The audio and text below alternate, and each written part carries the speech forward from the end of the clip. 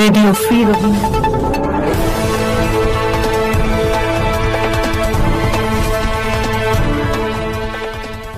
Arakan army Maungdaw উপজেলার কিয়েত ইজুপিন গ্রাম থেকে 2 রোহিঙ্গা পুরুষকে অপহরণ করেছে। আজ 2 সেপ্টেম্বর 2025 আরএফআর সংবাদ।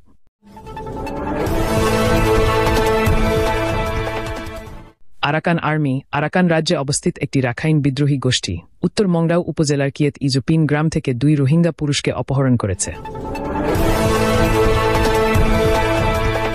অগাস্ট 28 প্রায় বিকেল 4:30 কিয়েত ইজুপিন গ্রামের 2 রোহিঙ্গা পুরুষকে আরাকান আর্মি নিয়ে যায়।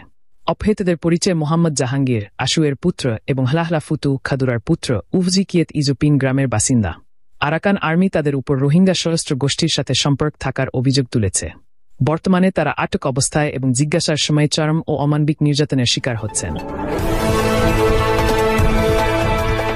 উভয়ে পুরুষ নির্দোষ এবং রোহিঙ্গা সশস্ত্র গোষ্ঠী বা সামরিক জান্তার সাথে কোনো সম্পর্ক নেই।